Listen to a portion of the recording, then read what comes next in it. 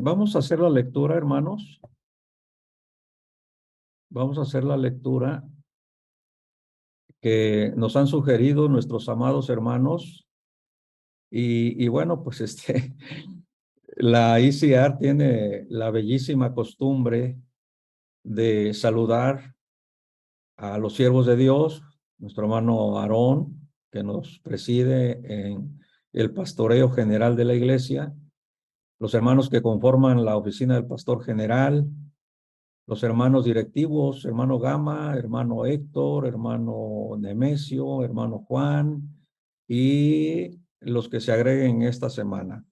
Que Dios les bendiga, hermanos, que Dios sea con ustedes y espero que sí se escuche. Vamos a leer, hermanos, no dando por descontado, porque a veces lo damos por descontado, de que ya hicimos la lectura y los hermanos nos sugirieron Proverbios 2, del 1 al 7. Ahí lo tienen, si no, escuchen por favor lo que dice la Escritura. Hijo mío, si recibieres mis palabras y mis mandamientos guardares dentro de ti, haciendo estar atento tu oído a la sabiduría, si inclinares tu corazón a la prudencia, si clamares a la inteligencia y a la prudencia dieres tu voz, si como a la plata la buscares y la escudriñares como a tesoros, entonces entenderás el temor de Jehová y hallarás el conocimiento de Dios, porque Jehová da la sabiduría y de su boca viene el conocimiento y la inteligencia. Él provee de sana sabiduría a los rectos, es escudo a los que caminan rectamente. Y le agregamos, hermanos, este verso, ¿por qué? ¿Por qué debemos buscar la sabiduría? ¿Por qué razón? Bueno, porque dice 2 Timoteo en la cita que tenemos ahí, 2 Timoteo 3:17, a fin de que el hombre de Dios sea perfecto, enteramente preparado para toda buena obra. Vamos a ver, hermanos, este tema tan interesante que el Señor les dio a nuestros amados hermanos directivos. El varón vive y confronta este momento decisivo con su familia. No requiere mucho, hermanos, que definamos todo, pero sí, por ejemplo, decisivo que es muy importante o determinante para el resultado final de una cosa. Y en la siguiente lámina tenemos las definiciones de qué es la confrontación. Ustedes ahí lo pueden ver.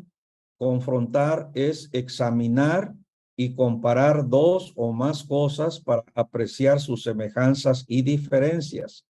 Es una parte de la definición. Una segunda parte, poner a dos personas frente a frente para que defiendan sus respectivas afirmaciones. Y la tercera, hacer frente a un peligro o dificultad. De ahí vamos a sacar nosotros, hermanos, nuestras conclusiones, por qué el varón debe vivir este momento decisivo confrontando pues el momento. El hermano Charles R. Swindoll, en este tiempo tiene 87 años, ha escrito más de 40 libros, un hombre de Dios que está radicado en el lugar de Frisco, un condado cerca de Dallas. Él define la confrontación a la luz de las Sagradas Escrituras como decirle la verdad en un encuentro personal, cara a cara, a alguien que amamos respecto a un asunto que necesita atención o corrección.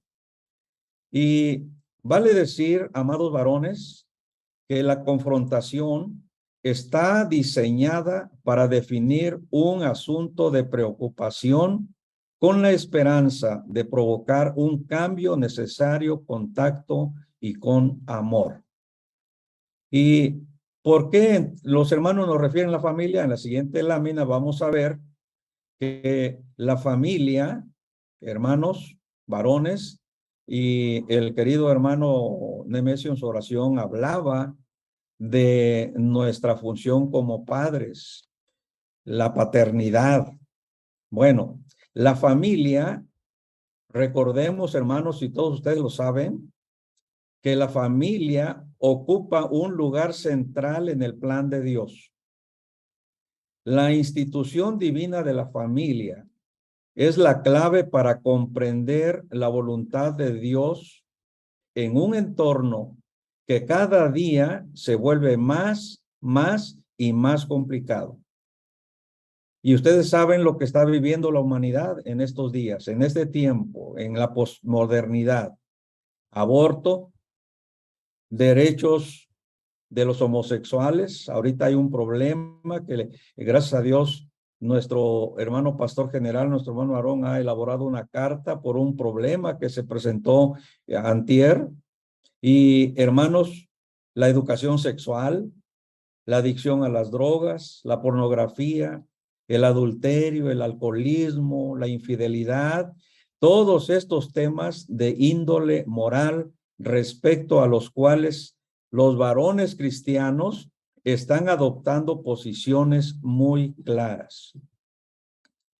Dentro del plan del enemigo de nuestras almas para destruir el plan de Dios, la familia está puesta en el punto de mira como primer objetivo. Y dentro de la familia, el enemigo sabe muy bien, sabe perfectamente bien que ha de comenzar por el varón, es decir, por la cabeza del hogar.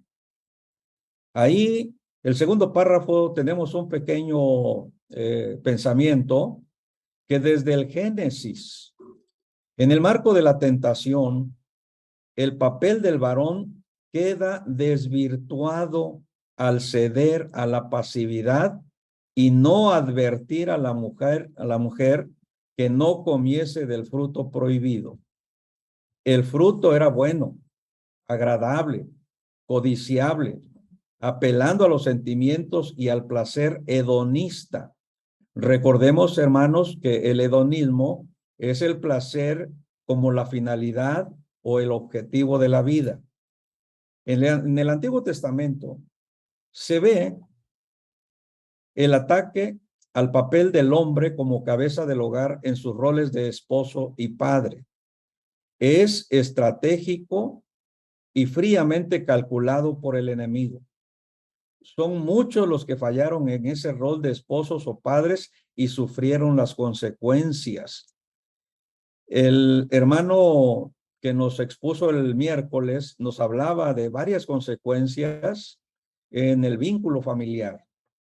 En este sentido, entonces, amados hermanos, varones, el varón cristiano debe capacitarse para no caer en la trampa o en el garlito del maligno y debe tener una gran visión que trascienda su realidad inmediata y sus circunstancias particulares. Debe ser guía, debe ser ejemplo en cubrir necesidades emocionales y espirituales, en mirar al frente con esperanza, sabiendo anticipar cambios y retos de futuro. No consiste en dejar un patrimonio que de suyo es correcto, más bien un matrimonio, una familia, un legado que permanezca. Vamos a estar viendo de una manera muy sencilla todo esto. Tenemos un ejemplo en la siguiente lámina. Cuando el rey David, ahí tienen una cita que ustedes la pueden ver mientras hacemos este sencillo comentario. Cuando el rey David estaba por morir, le ordenó a Salomón, su hijo, futuro rey sucesor, lo siguiente. La lectura dice así: yo sigo el camino de todos en la tierra. Esfuérzate y sé hombre. Guarda los preceptos de Jehová tu Dios, andando en sus caminos y observando sus estatutos y mandamientos, sus decretos y sus testimonios, de la manera que está escrito en la ley de Moisés, para que prosperes en todo lo que hagas y en todo aquello que emprendas. La mención de esta afirmación del rey David debe ser extensiva a todos los varones cristianos que estamos en esta noche. Y un sencillo paréntesis antes de continuar, probablemente la asistencia haya bajado porque tenemos ahorita el Congreso de la Familia Pastoral y probablemente ese sea el motivo el miércoles hubo 1000 aproximadamente dispositivos. Y continuamos. Y la lucha, hermanos, la lucha es continua.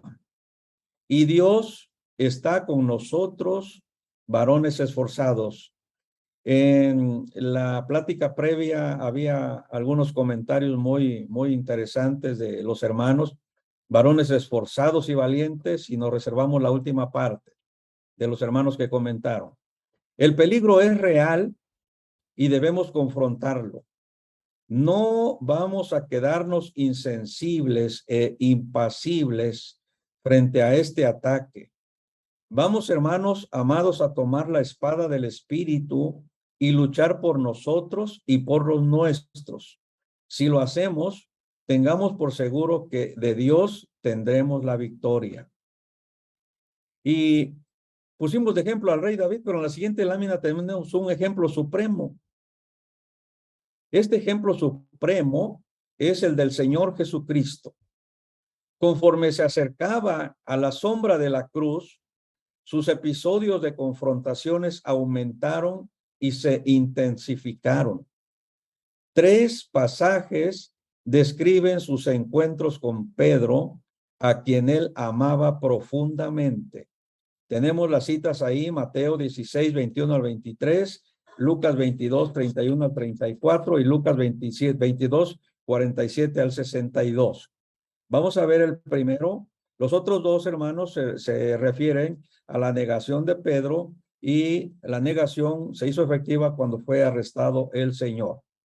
En cada escena de estas 3, y vamos, repito, a hacer nada más a ver la primera, en cada escena vemos al Señor Jesús, fíjese bien esto, vemos al Señor Jesús esculpiendo con amor el carácter de Pedro, llevándolo de ser un discípulo rústico hasta ser una piedra perfectamente tallada.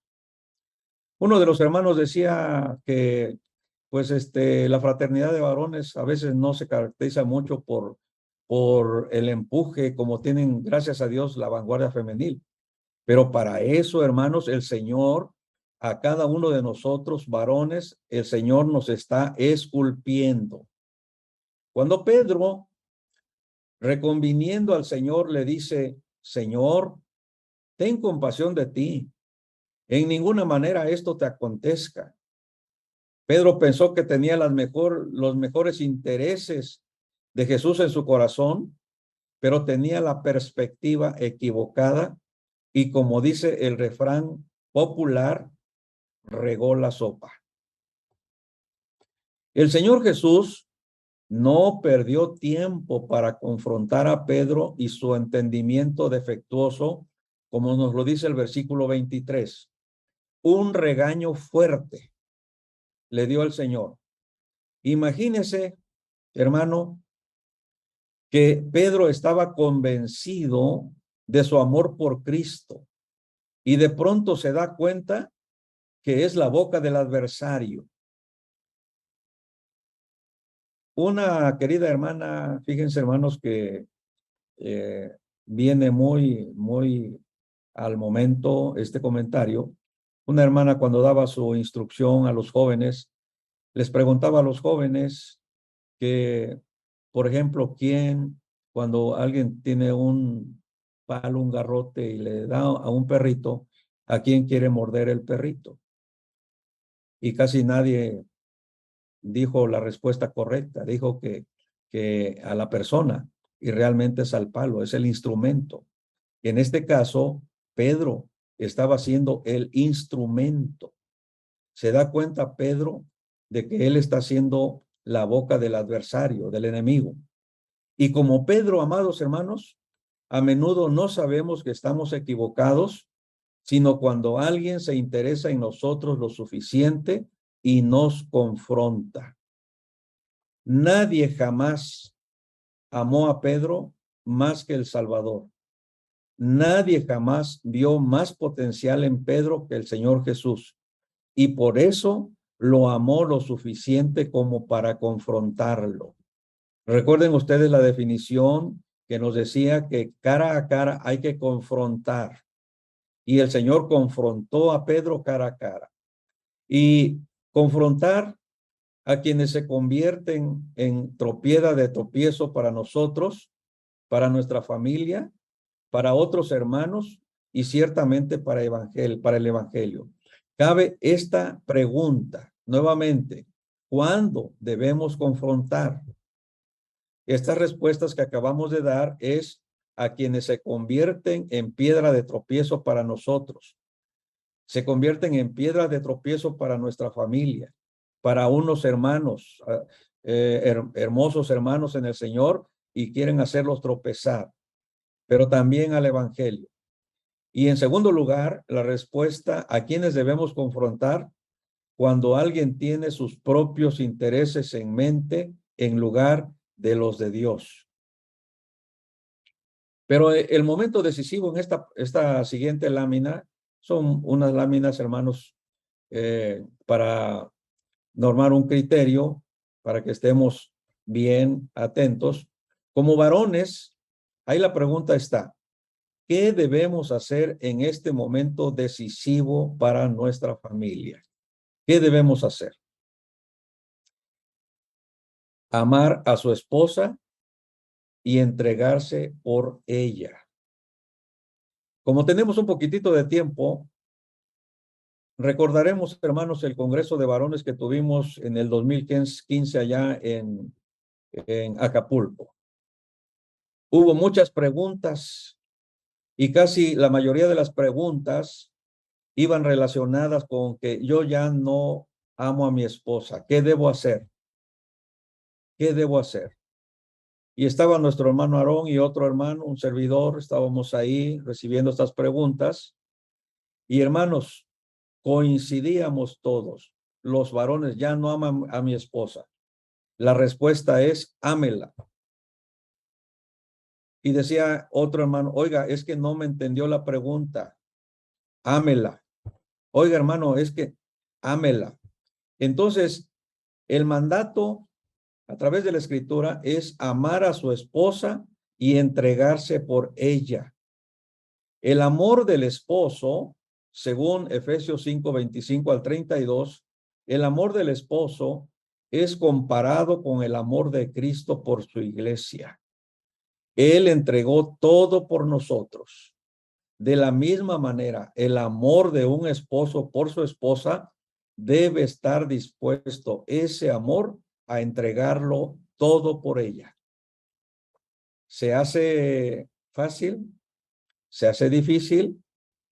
Hay que amar a nuestra esposa. Después de eso, hay que amar a nuestra esposa. En segundo lugar, como padre o como padres, tenemos una responsabilidad espiritual con nuestra familia. El varón es responsable de la alimentación espiritual de la familia. Como se dijo el martes y el miércoles por los siervos de Dios que expusieron, ellos nos hablaron que el varón es sacerdote del hogar. Y entonces, como sacerdote, el varón debe tener un cuidado especial por su familia. Debe enseñar a su familia la palabra de Dios y debe orar por su esposa y sus hijos. Con esto los estará protegiendo del enemigo. Recordando a los grandes siervos de Dios, por ejemplo, el hermano Jacob Sánchez, lo escuchábamos siempre en sus oraciones, orar por cada uno de sus hijos. Todo el tiempo estaba en oración por sus hijos. Y el Señor tiene misericordia y la oración trasciende. Por eso, hermanos, como varones, nosotros debemos de tener siempre presente a nuestra amada familia. El día de ayer, un familiar de mi esposa partió con el Señor, pero antes de convertirse, él decía: yo antes de que mis hijas salgan a la calle a trabajar, siempre las pongo en las manos de Dios, siempre. Cuando ya aceptó al Señor, con mayor razón lo hacía. Pero nuestro asunto, hermanos, es que los hijos son influenciados por el ambiente donde pasan más tiempo. Mucha atención. En la mayoría de los casos, debería ser la familia. La familia es donde nuestros hijos pasan más tiempo. A veces queremos que en un ratito que están con los instructores ya salgan ellos casi teólogos, perdonando esta expresión. Pero, hermanos, en nuestra casa, en nuestro hogar, nuestros hijos es donde pasan la mayor parte del tiempo. Y, por ejemplo, asistir a una reunión cristiana una vez por semana no va a ayudar mucho a un niño que no recibe enseñanza cristiana en su hogar. Dios, a través de su palabra, nos dice que debemos hablar a los hijos de su palabra todo el tiempo. Dios nos pide, hermanos, a través de la enseñanza escritural, que a nuestros hijos les estemos hablando todo el tiempo. Los judíos toman la escritura en Deuteronomio 6, del 6 al 9, en un sentido literal. Escriben versículos bíblicos en los postes de sus casas.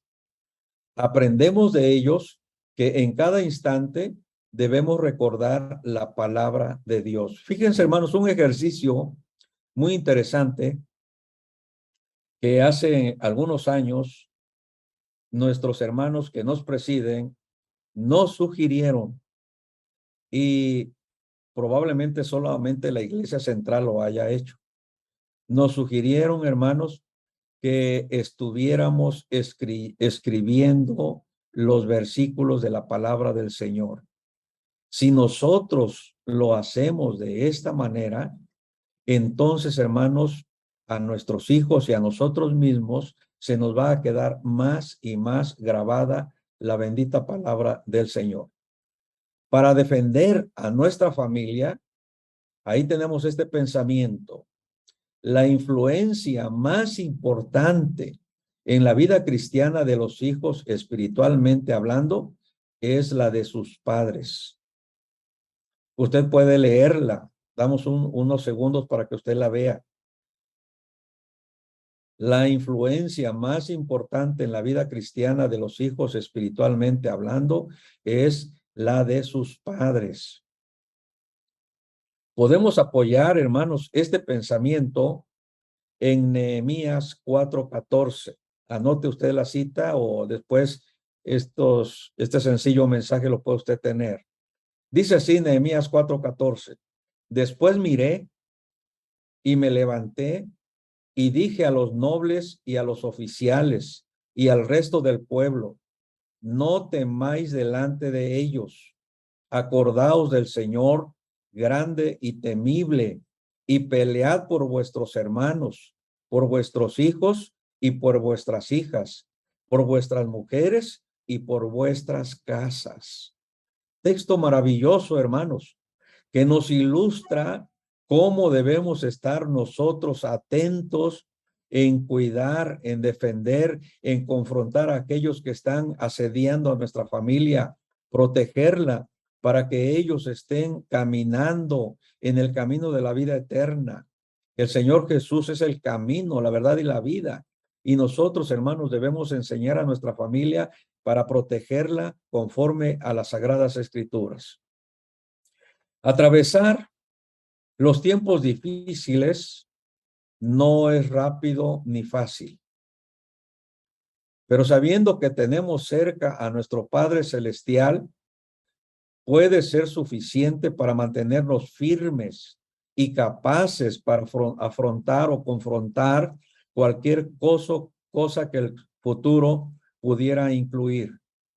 Sea una cosa, sea otra, amados varones, la buena noticia es que Dios siempre estará ahí. Dios siempre está presente. Y por último, esta lámina tiene unas preguntas. ¿Quieres asumir el reto? Hágase usted esa pregunta. ¿Quiere asumir el reto? ¿Está dispuesto a pelear por su honor y por el de su familia?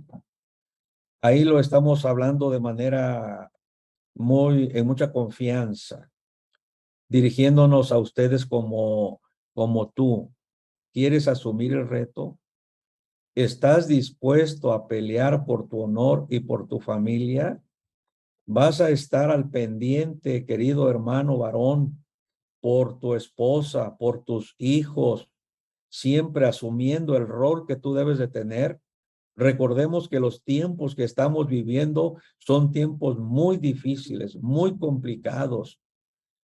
Y nosotros, hermanos, tenemos esta gran responsabilidad como sacerdotes de nuestra amada familia, que nosotros los llevemos por esos verdes prados con amor, donde el gran pastor y obispo de nuestras almas nos está conduciendo, que nosotros a su vez conduzcamos a nuestra familia, protegiéndolas y confrontando todo aquello que ponga en riesgo el honor y el conocimiento de la sana doctrina. Quiere el Señor, amados hermanos, y perdonen, pero todos somos amados, aunque no nos conozcamos personalmente, todos somos amados. Quiere el Señor que, al igual que Josué, y este fue el saludo del siervo de Dios el martes, haga suya la proclamación de propósito: escogeos hoy a quien sirváis, pero yo y mi casa serviremos al Señor. Proclamación de propósito, hermanos, que nosotros sirvamos al Señor. No es necesario que nosotros, hermanos, seamos pastores o diáconos. Ese hermano que referimos, el hermano Jacob, un gran teólogo de los que ha tenido nuestra amada iglesia, él decía: para mí es un honor barrer los baños, limpiar los baños. No es necesario, hermanos, que sirvamos al Señor desde un púlpito. Nuestro primer púlpito es el hogar, y ahí tengamos cuidado de nuestra familia y protejámosla de los embates del enemigo, porque poderoso es el Señor que está con nosotros. Hermanos, que este sencillo mensaje sea de bendición y que todos nosotros nuevamente asumamos el rol que nos corresponde, y que Dios les bendiga.